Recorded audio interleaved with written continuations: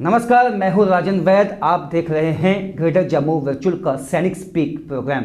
अमूमन हमने देखा है कि जब भी कोई युवा अपनी 11th करता है या हायर सेकेंडरी में पहुंचता है तो उसके सामने सबसे अहम सवाल होता है कि अब उसको आगे क्या करना है। कहीं युवा ऐसे होते हैं जो सेना में जाना चाहते हैं, लेकिन उनको जानकारी सही नहीं होती है कि क्या तकनीक जो है इसमें चाहिए, क्या शिक्षा चाहिए और कहाँ से उनको जो है गाइडेंस लेनी है। इन तमाम बातों पे जो है आज हम चर्चा करेंगे। हमारे साथ एक ऐसी शख्सियत है जिन्होंने 36 साल जो है सेना को दिए हैं और अपनी डिफेंस जो एक एकेडमी है, लक्ष्य डिफेंस एकेडमी, उसके माध्यम से कई युवाओं को अब ये दिशा भी इन्होंने दी है जो अब एज ए ऑफिसर सेना में और कई अदर जो बेल्ट फोर्सेस हैं उसमें अभी काम कर रहे हैं। सबसे पहले हम स्वागत करेंगे, हमारे साथ ब्रिगेडियर RS जम्वाल साहब हैं। सर, बहुत स्वागत है आपका ग्रेटर जम्मू वर्चुअल में। सर, सबसे अहम सवाल जो मैंने अभी बात कही कि जब युवा 11th में पहुंचता है या अपनी हायर सेकेंडरी कंप्लीट करता है, उसके सामने एक सवाल होता है कि अब उसे आगे क्या करना है, उसको एक चुनाव करना है। तो क्या क्या ऑप्शंस उनके पास हैं? ओके, राजन जी, सबसे पहले तो मैं ग्रेटर जम्मू का बहुत बहुत आभारी हूँ, आपने मुझे बुलाया, क्योंकि आपने जो सवाल किया बहुत ही अहम सवाल है। बहुत सारे बच्चे होते हैं जो मेरी एकेडमी में आते हैं, उनको पता ही नहीं है कि क्या एंट्रीज और कैसे वो फौज में, आर्मी, नेवी, एयरफोर्स, कोई भी बेल्ट फोर्स में जा सकते हैं। सबसे पहले तो 10+2 के बाद पहली एंट्री, सबसे मोस्ट पॉपुलर एंट्री जो है वो है NDA, national defence academy. National defence academy की उम्र NDA जाने के लिए जो उम्र है वो होती है 16.5 से लेके 19.5 तक। लेकिन बहुत सारे बच्चे वेट करते रहे, और इसकी क्वालिफिकेशन है ग्रेजुएशन, सॉरी 10+2। बहुत सारे बच्चे वेट करते रहते हैं कि 12वीं जब खत्म होगी तब हम आएंगे कोचिंग लेने के लिए या तब अपियर करेंगे, तब तक उम्र निकल जाती है। तो इनको पता ही नहीं होता कि सबसे पहला चांस बनता है 11वीं के बाद, 11th के बाद। इस साल अगर आपने मार्च में 11th की है तो इस साल जो सितंबर में एग्जाम है वो आपका सबसे पहला चांस होगा NDA देने। फिर उसके बाद 19.5 साल होते हैं NDA के अंदर जाने के लिए। बहुत सारे बच्चे आते हैं कि सर अभी तो मैं 19 साल का ही हूं, मैं कैसे ओवर एज हो गया? 19.5 साल है NDA के अंदर जाने का। NDA के एग्जाम देने की उम्र तकरीबन 18.5 साल होती है, क्योंकि जब आप एग्जाम दोगे उसके बाद एग्जाम का रिजल्ट निकलेगा कोई 4 महीने के बाद, फिर आपकी SSB इंटरव्यू आएगी कोई 2 महीने के बाद, फिर उसकी मेरिट लिस्ट निकलेगी। जब आपका फाइनल रिजल्ट आएगा तकरीबन 1 साल निकल गया होगा। सो 18.5 साल पहला चांस है, लास्ट चांस है आपका एग्जाम देने का, और 19.5 साल से पहले आपको NDA के अंदर होना चाहिए। जी सर, कितनी अटेम्प्ट्स होती हैं? मान लो कई यूथ ऐसे होते हैं कि वो 16 साल में जब अपनी जो है सेकेंडरी स्कूल जो है वो पास करते हैं, अपनी 10वीं जो है उसकी परीक्षा देते हैं, उसके बाद 11th में जाते हैं, उसके बाद ही उनको क्या ऐसे कदम उठाने चाहिए? कहाँ से जानकारी उनको मिल सकती है और कहाँ से उनको ये पता चलेगा कि उनको कब ये एग्ज़ाम देने हैं और कब इसमें अपीयर होना है? देखो, सबसे पहले तो आपने पूछा कि कितने चांसेस है उसके। इसमें कोई लिमिट नहीं है चांसेस की। ये सारी एज के ऊपर है, एज और क्वालिफिकेशन। 11वीं के बाद अब सबसे पहला चांस होता है NDA अपियर करूंगा 15.5 साल। अगर आपने 11वीं कर ली है, 15.5 साल आपकी उम्र है, वो सबसे पहला चांस है, क्योंकि 16.5 तक आप NDA में चल जाओगे। क्योंकि इसकी उम्र 16.5 से 19.5 है, तो 16.5 तक आप NDA में चल जाओगे। उसके बाद जब तक आपकी 18.5 साल उम्र नहीं होती आप चांस देते रहते हो, क्योंकि 19.5 लास्ट एज है टू ज्वाइन NDA। अभी आपने सेकंड सवाल पूछा कि कैसे पता लगेगा। आर्मी की वेबसाइट है www.joinindianarmy.nic.in।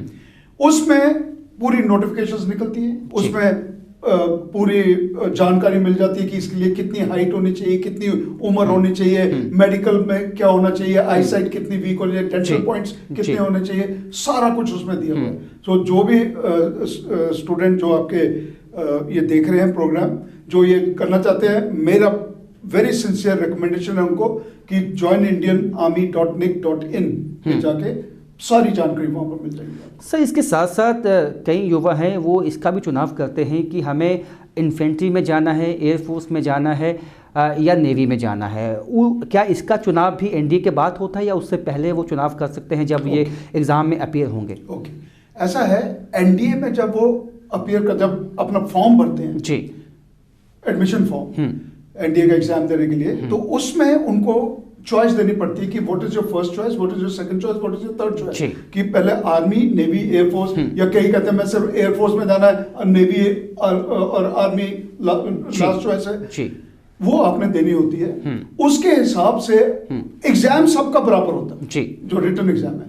एसएसबी अलग अलग जगह होती है, लेकिन एसएसबी सर्विसेज सिलेक्शन बोर्ड जो इंटरव्यू होती है वो 5 दिन चलती है इंटरव्यू, वो भी सेम होती है सबके लिए।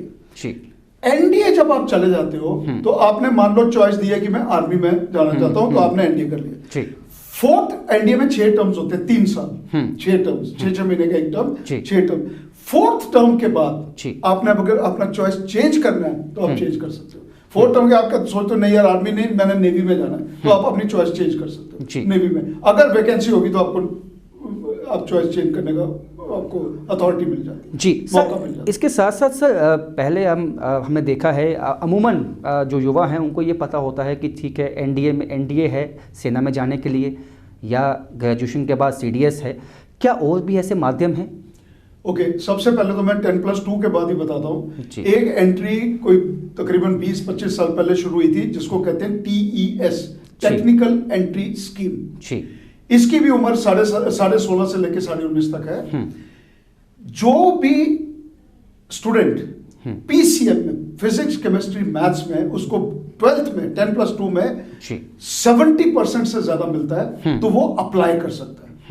आमतौर पे इसका कट ऑफ 74-75% जाता है। जिसका भी 75% से इस बार कट ऑफ बहुत ज्यादा गया था, 84 गया था इस बार कट ऑफ, लेकिन आमतौर पे इतना जाता है। तो जो जिसके भी इससे ज्यादा मार्क्स हैं उसको रिटर्न देने की जरूरत नहीं है, सीधा उसको इंटरव्यू के लिए बुलाया जाता है एसएसबी के। अच्छा, और ये बहुत अच्छा मौका है जिनके 70% से ज्यादा है पीसीएम में, बहुत सारे कैंडिडेट स्टूडेंट जो है वो अप्लाई करते हैं इसके लिए। लेकिन सिर्फ ये है कि इसमें एसएसबी में जाके थोड़ी कंपटीशन ज्यादा हो जाती है। हाँ। क्योंकि आजकल आपको भी मालूम है पीसीएम में 70-80% तो सबको ही मिलते हैं, कंपटीशन थोड़ी ज्यादा हो जाती है, लेकिन ये एक मौका है एक और। लेकिन सर 70% आपने जो कहा कि ये परसेंटेज मिलती है, बहुत सारे जो है जो स्टूडेंट्स हैं उनको मिलती है, लेकिन कई स्टूडेंट्स ऐसे होते हैं जिनकी 45% होती है, 50% होती है, लेकिन वो अपने आप को ये समझ के बैठ जाते हैं कि नहीं हमारी परसेंटेज उतनी है ही नहीं, शायद हम उस काबिल नहीं हैं। उनको क्या कहना चाहेंगे आप? नो, ये बिल्कुल गलत है अगर कोई सोचता है कि हम काबिल नहीं है। जब मैं एनडीए गया था, मैं 1973 में गया था एनडीए, मेरा 12th में 11 तब 10+2 सिस्टम नहीं है, 11th में 62% थे मेरे जी।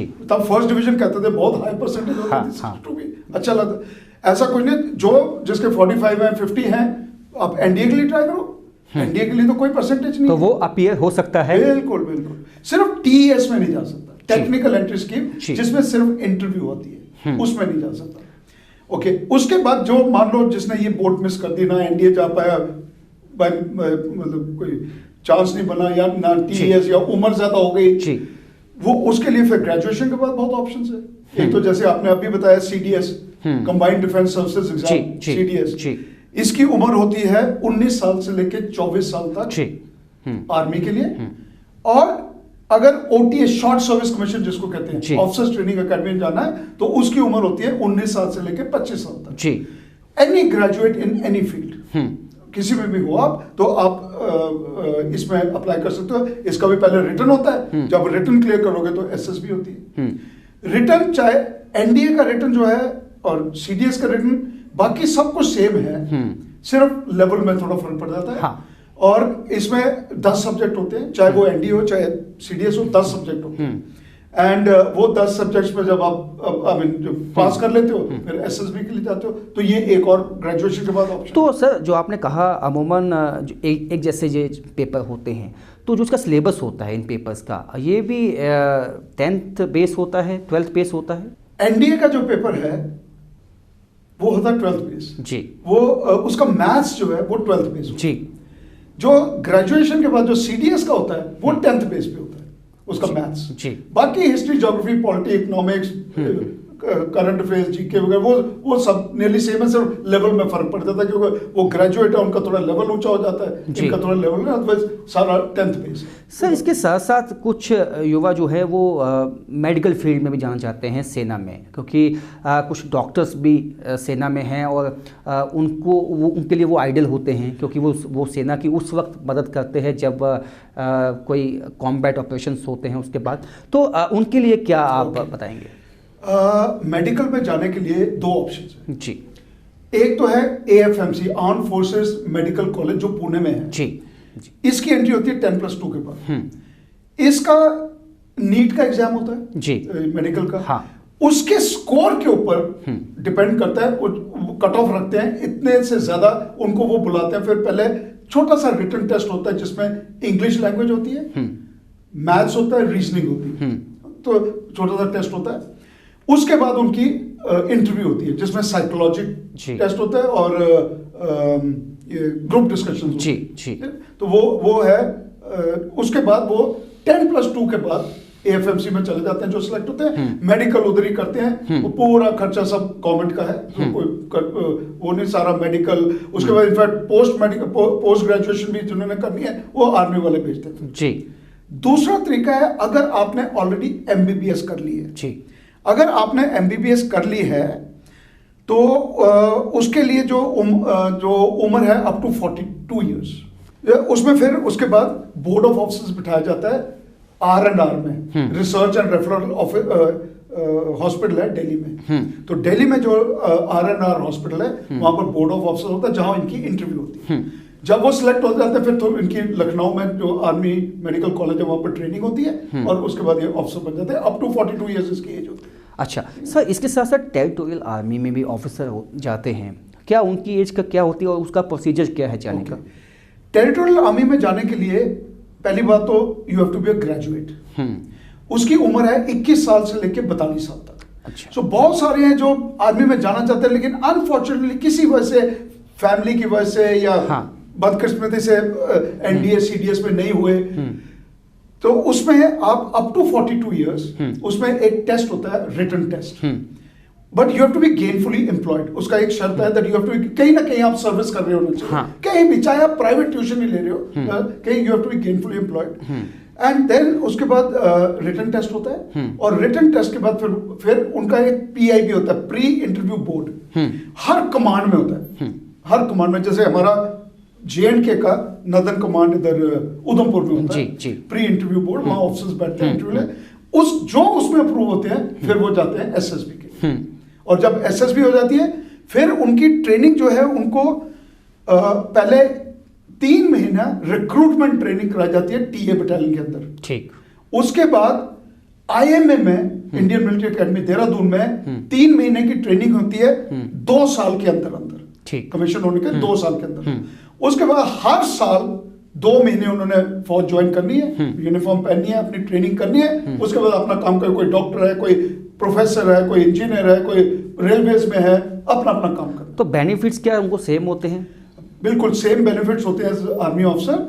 और इसमें यह है कि बहुत सारे परमानेंट बन जाते हैं क्योंकि आजकल आपको मालूम है ऑफिसर्स की शॉर्टेज चल रही है। तो परमानेंट बनने के लिए भी कोई उनको, अगर वो होना चाहता है परमानेंट और CO रिकमेंड कर देता है तो he can be made permanent.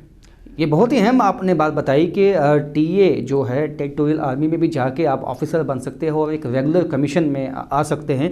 Sir इसके साथ साथ एक अहम सवाल ये उठता है, कई युवा जो है वो फिजिकल स्ट्रेंथ इसमें बहुत अहम है। फिजिकल स्ट्रेंथ कितना अहम एक जो रोल अपना अदा करती है इसमें, और आप उसके लिए युवाओं को क्या कहना चाहेंगे? ओके, मैं ये बताना चाहता हूँ सबको, फिजिकल 2 टाइप चीजें हैं। एक तो you should appear to be physical, appear जैसे बंदा आए, मैं इंटरव्यू ऑफिसर में बैठा हूँ और एक स्टूडेंट आ रहा है इंटरव्यू के लिए, वो जब आता है तो मुझे ऐसे देखना चाहिए ये ऑफिसर बनने के काबिल है, बिल्कुल फिट है, इसकी बॉडी फिट है। Second is actual physical fitness. Actual physical fitness, जब आप SSB के लिए जाते हो तो वहां इंडिविजुअल ऑब्स्टिकल्स होते हैं, 10 ऑब्स्टिकल्स होते हैं जो आपने 3 मिनट में करने हैं। ठीक है।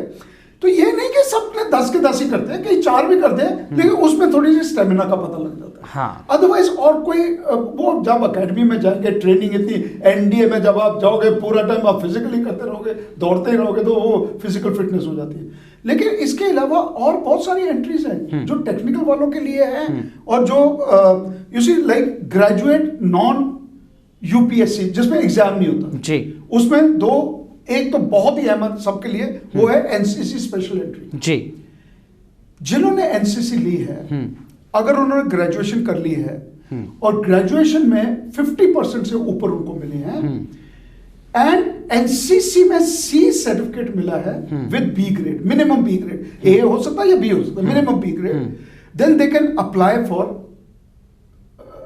Directly for SSB, directly they can apply for SSB. तो ये क्या उनका कॉम्पिटिटिव एग्जाम होता है? नहीं, सिर्फ एसएसबी इंटरव्यू होती है। जो जिनका आएगा 50% से ऊपर दे कैन अप्लाई, फिर उनको एसएसबी के लिए बुलाया जाता है। उनका कोई रिटर्न नहीं होता, सिर्फ एसएसबी देनी है, एसएसबी देके दे कैन बिकम। ठीक है, इसके साथ ही एक मिलता जुलता सवाल ये है कि जिनकी फिजिकल स्ट्रेंथ नहीं है, या उनमें आज जैसे कहते हैं कि आपकी जो आई साइट है वो एकदम से 6x6 होनी चाहिए, इस तरह के जो मापदंड हैं सेना में जाने के लिए। नहीं, पहली बात आई साइट 6x6 नहीं होनी चाहिए जी। It is up to 6x18, that is +-3 is acceptable in army. With correction it should be 6x6. चश्मे पहन के it should be 6x6. Otherwise 6x18 तक there is no problem. Exactly. कुछ जैसे आप एयरफोर्स में जाओगे it will be 6x12 या maybe 6x6. आप पायलट बनना है तो हर एक की अलग वो मामला। जो आप बोल रहे हो कि फिजिकली अगर वीक होते हैं, उसमें देखो जो एसएसबी होती है, एसएसबी में आपका फिजिकल फिटनेस थोड़ा सा देखा जाता है, थोड़ा सा, वो भी ज्यादा नहीं है। एसएसबी इस जो मैं करवाता हूँ यहाँ पर, एसएसबी मेरे अभी तक 223 बच्चे एसएसबी में पास करके ऑफिसर बन गए आर्मी एयरफोर्स। तो इट्स अ स्पेशलाइज्ड ट्रेनिंग। यहाँ जब आते हैं तो मैं उनको करवाता हूँ, उनको थोड़ा सा फिजिकल, कोई ज्यादा उनको ये घबराने की जरूरत नहीं कि मैं कभी जिंदगी में दौड़ा नहीं हूँ, दौड़ लोगे, जब एनडीए जाओगे, आईएमए जाओगे, दौड़ लोगे आप। ये मैं बता रहा था ग्रेजुएट नॉन यूपीएससी, जिसमें यूपीएससी का एग्जाम नहीं होता, सिर्फ डायरेक्ट, एक मैंने बताया एनसीसी एंट्री। दूसरा है जैग ब्रांच, जज एडवोकेट जनरल, जिन्होंने लॉ किए, लॉ स्टूडेंट्स है, उन्होंने ग्रेजुएशन में लॉ किए, उनके अगर 55% से ऊपर है तो दे can apply directly for SSB. ठीक है। मेरे अभी काफी सारे कोई 3-4 बच्चे हैं जो जैग ब्रांच में सिलेक्ट होकर चले गए, दे कैन। तो ये है ग्रेजुएट नॉन यूपीएससी एंट्री। फिर है technical non UP entry. Technical में इसमें एक है यूईएस, यूनिवर्सिटी एंट्री स्कीम। अगर आप बीटेक कर रहे हो, आप इंजीनियरिंग में हो, आप बीटेक कर रहे हो, तो बीटेक के दौरान आप 4th ईयर जब कर लेते हो, 4th ईयर मतलब प्री फाइनल में आपका वहां पर इंटरव्यू होता है, ऑफिसर्स जाते हैं वहां पर ये कॉलेजेस में, and if you are selected then you are called for SSB. SSB तो कंपल्सरी है सबके लिए, सर्विसेज सिलेक्शन में 5 दिन का जो इंटरव्यू होता है that is compulsory for all. So and if you are selected, फिर ये जो आप यूईएस में जो इंजीनियरिंग कॉलेज में इंजीनियरिंग कर रहे हैं, इसका उनके पेरेंट्स को रिफंड मिल जाता है, पूरा जो खर्चा किया है वो रिफंड हो जाता है, फिर इंजीनियरिंग आर्मी कराती है। ठीक है, ये एक है।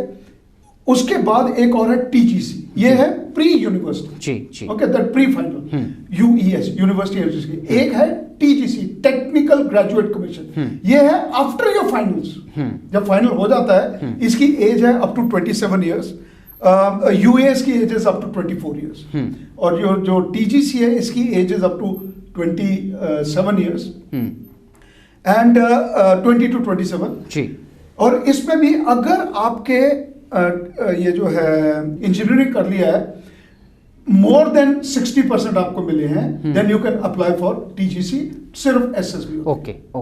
बहुत बहुत शुक्रिया सर, आपने बहुत अहम जो है जानकारी दी है, तो हमारे युवाओं के लिए ये काफ़ी ये मोटिवेशन देगा और उनको इंस्पायर करेगा कि आप सेना में अगर जाना चाहते हैं तो इंतज़ार मत कीजिए। अगर आपने अपना 11th में आप पहुंच चुके हैं तो आप एक अटैम्प्ट जो है एनडीए में कर सकते हैं। तो तमाम तरह की जो है अहम जानकारियां शायद युवाओं तक पहले नहीं थी, अब पहुंची हैं, तो हमें ये उम्मीद है कि वो इसका फ़ायदा उठाएंगे। फिलहाल मुझे इजाज़त दीजिए, देखते रहिए ग्रेटर जम्मू वर्चुअल।